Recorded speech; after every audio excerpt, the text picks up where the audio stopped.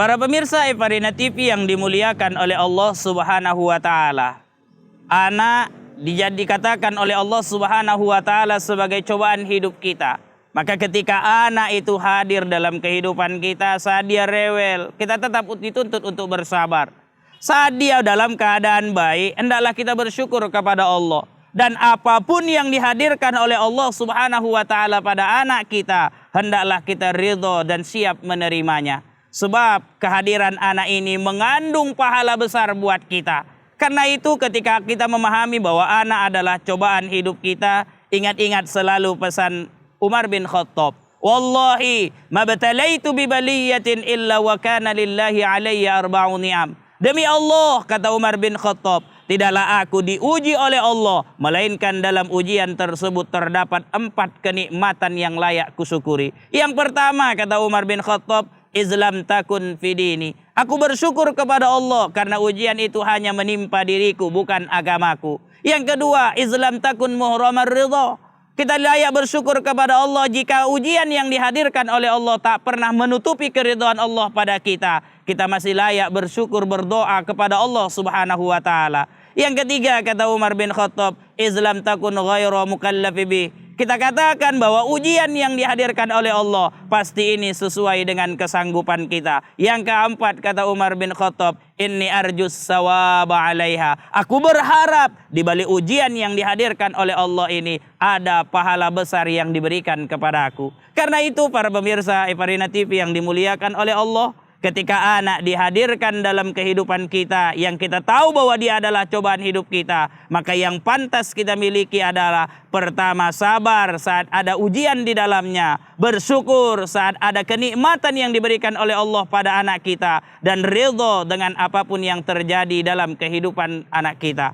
Oleh karena itu para pemirsa Evarina TV yang dimuliakan oleh Allah Subhanahu wa taala, yang ketiga yang harus kita pahami tentang fase kehidupan anak, bahwa anak akan selanjutnya menjadi masalah hidup kita. Ini dijelaskan di dalam surah At-Taghabun ayat 14. Ya ayyuhalladzina amanu inna min azwajikum wa auladikum aduwwan lakum fahzaruhum.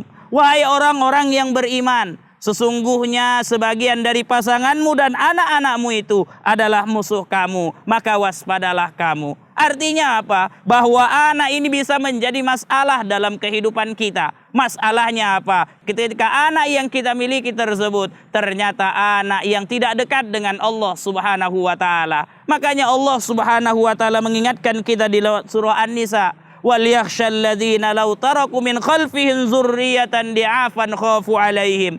Takutlah kamu ketika kamu meninggalkan keturunanmu dalam keadaan lemah dan mereka tidak dekat dengan Allah Subhanahu wa taala. Artinya, anak akan menjadi masalah dalam hidup kita ketika dia tidak dekat dengan Allah Subhanahu wa taala. Ketika dia tidak menjadi hamba yang dicintai oleh Allah Subhanahu wa taala. Bagaimana caranya agar anak tidak menjadi masalah dalam hidup kita? Ini telah dijelaskan lewat pesan yang pernah disampaikan Nabi Daud terhadap umatnya. Nabi Daud mengatakan di hadapan para umatnya dengan hakul lil akil ayyashtaghilla illa bisalas tazawwadu lima'adin wa mu'natu lima'ashin wa talabu lazzatin bihalalin. Lalu kata Nabi Daud di hadapan para umatnya, dia mengatakan ada 4 hak orang yang berakal itu. Yang pertama, dia harus sibuk menyiapkan dirinya untuk bekal hari kembalinya. Yang kedua, dia harus sibuk dengan mencari pekerjaan untuk menghidupi kehidupannya. Yang ketiga, dia dituntut untuk menuntut makanan yang lezat lagi halal. Artinya, ketika 3 ini ada dalam kehidupan anak kita, dia selalu menjadikan kehidupannya adalah sebagai bekal untuk hari kembali. Dia bekerja semata-mata untuk menghidupi kehidupannya, dan ketika dia memanfaatkan hartanya, dia gunakan untuk makanan yang lezat lagi nikmat. Oleh karena itu, para pemirsa Evarina TV yang dimuliakan oleh Allah,